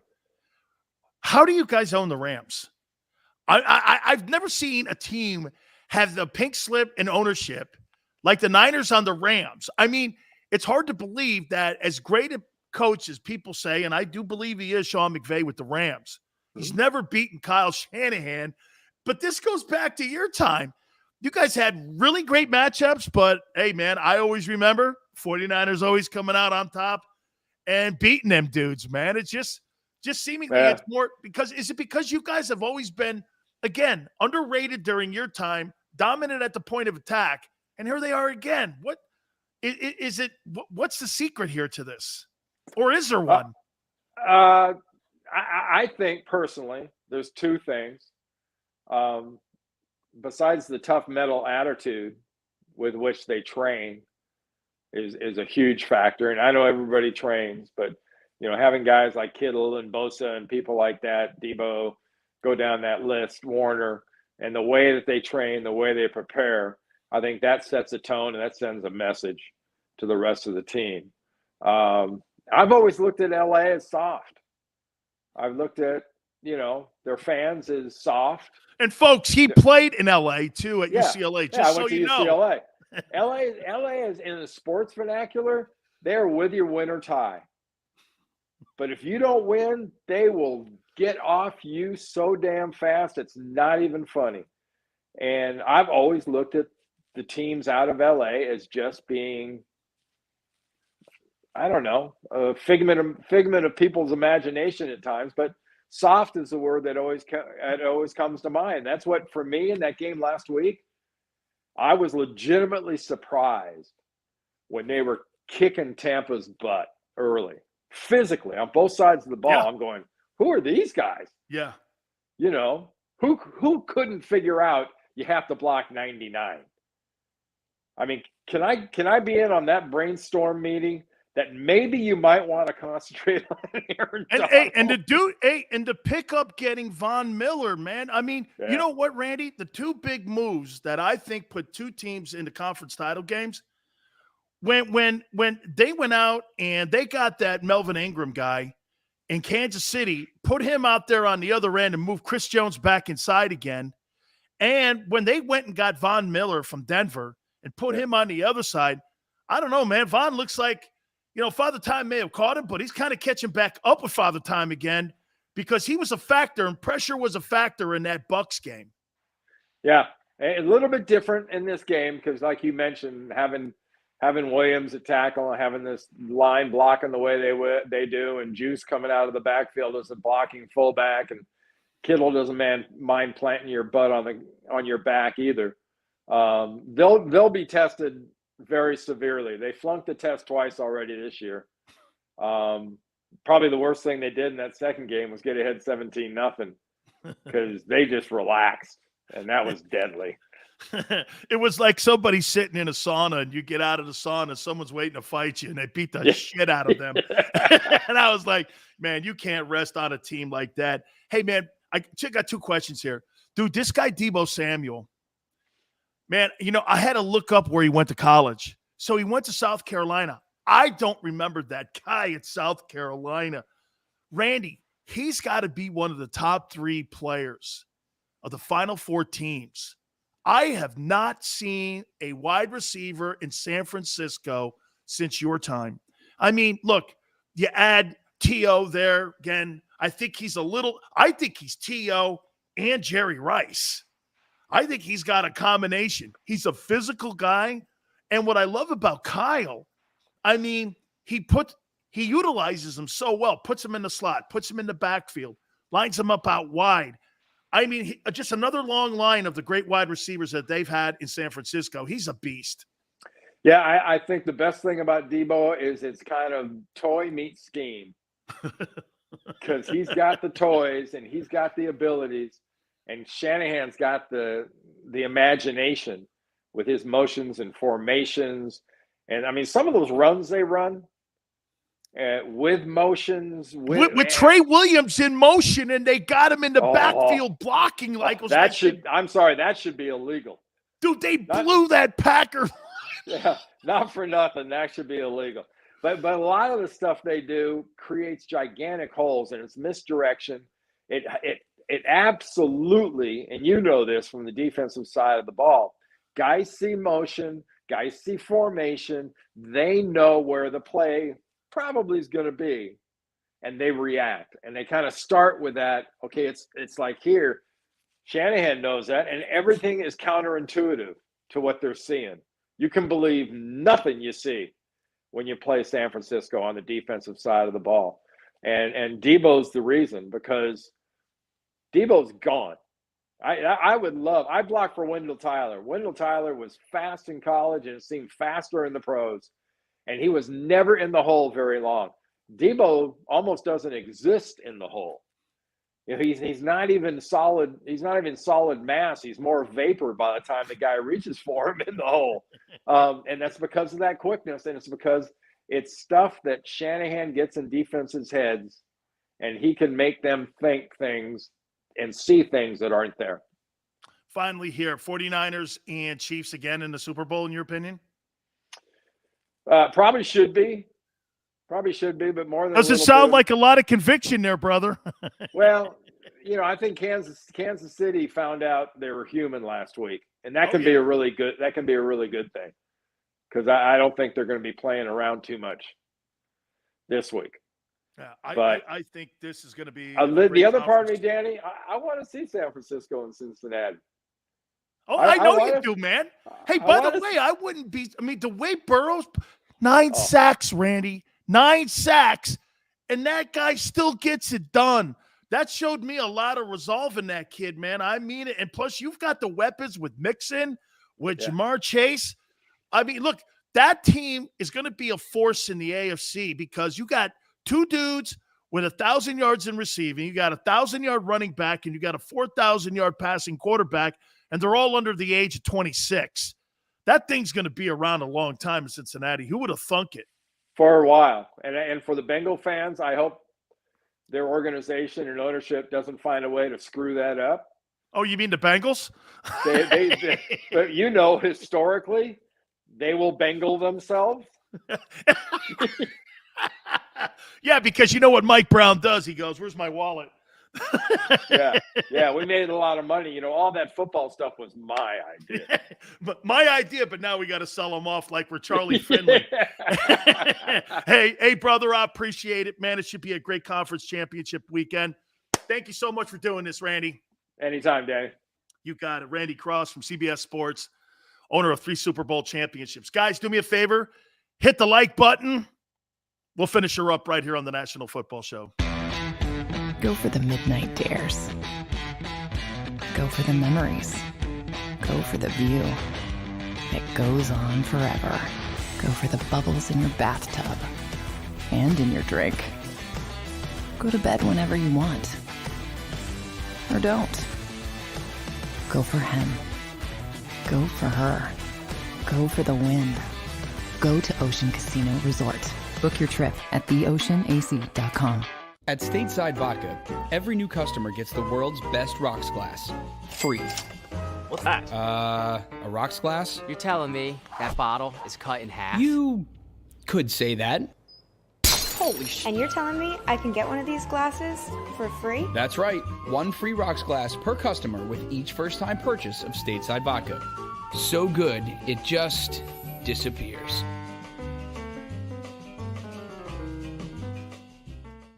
You know you like being right. That's why you should enroll in an Independence Blue Cross plan. It's the health plan chosen by more people than any other, with more doctors and hospitals, more benefits that really rock, more of the coverage you want for the right price, including free doctor visits 24/7. It's a choice you can feel good about, because when you're right, you're right. And when you've got Independence Blue Cross, you're right where you need to be. Call 1-844-200-2583 today to get an Independence Blue Cross plan.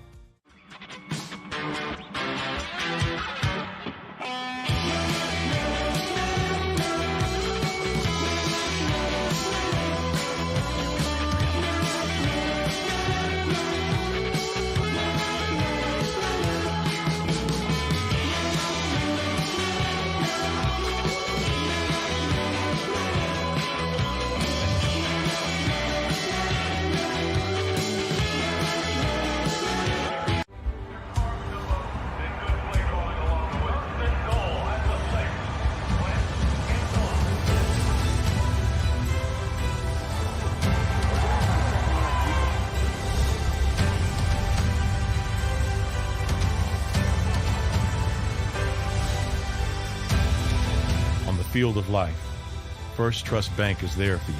Champions on 3. 1, 2, 3. Because Philadelphia dreams deserve a Philadelphia bank.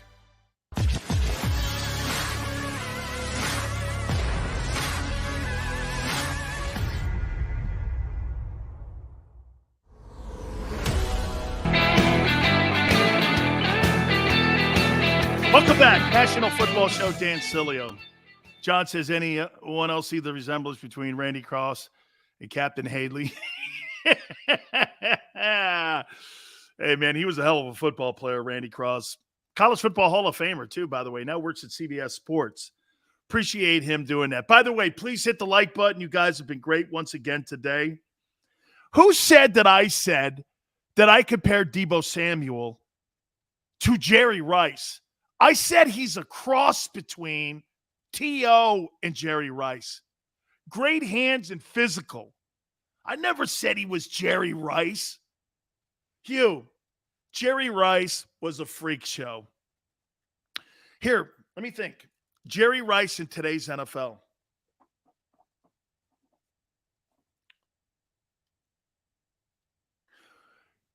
Guys, what's the record for the most catches in an NFL season? Does anybody know off the top of their head? Didn't Cooper Kupp get almost 2,000 yards receiving?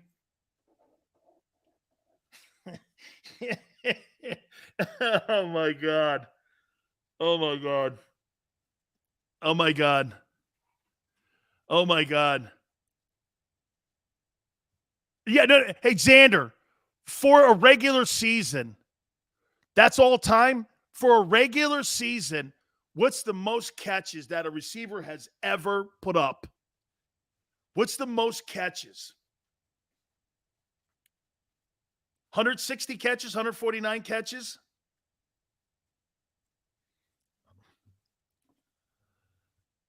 Xander's got it. 149. Okay. Michael Thomas, Saints. That's right.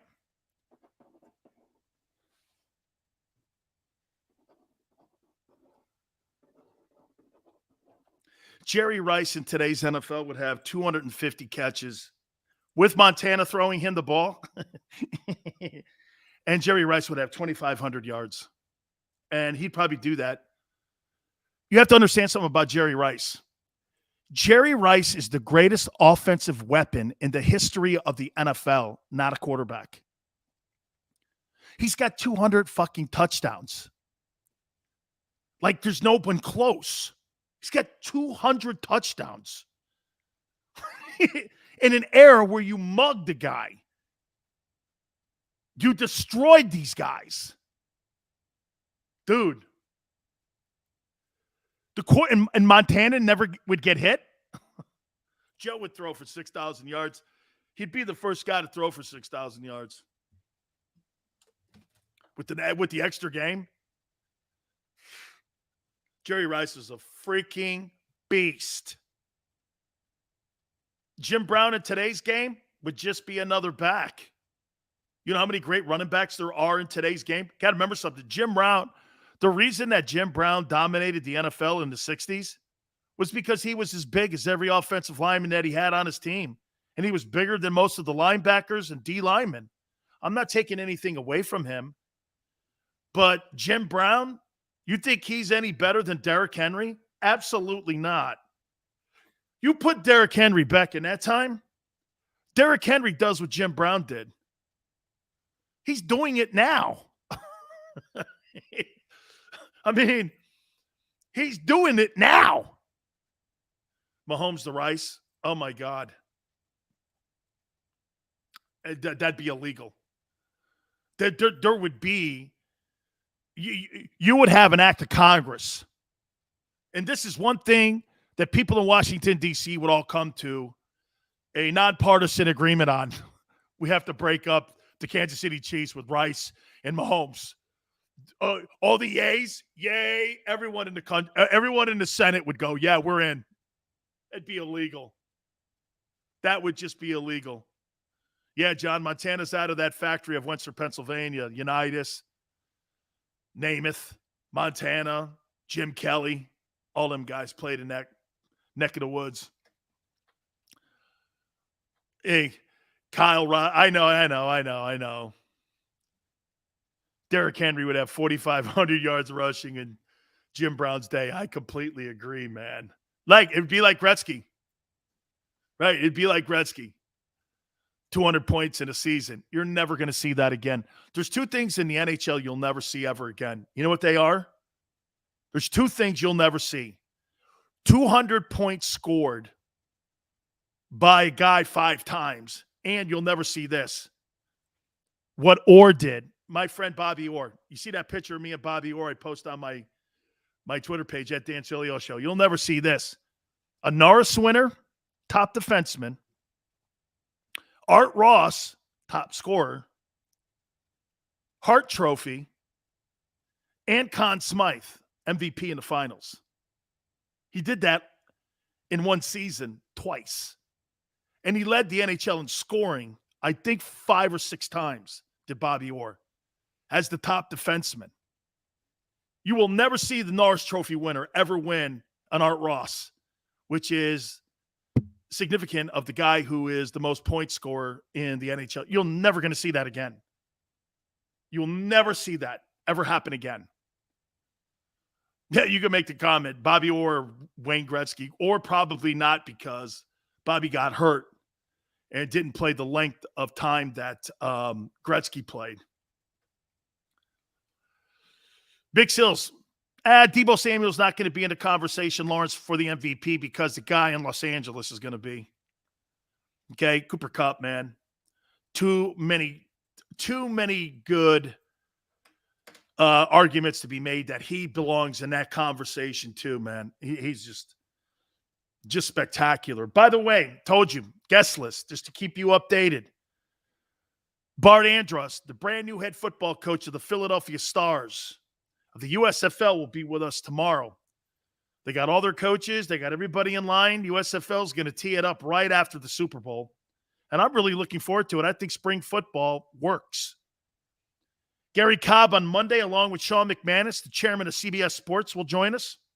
And then on Tuesday, Joy Taylor from The Herd will join us at 4:30. So a lot of people stepping in here on the National Football Show. Guys, you were awesome once again. Please hit the like button. We love you very much. Listen, if you missed any portion of the show, go back and watch it later. Share the show. Hit that like button one more time. Till tomorrow, 4 to 6. We'll see you on the flip side.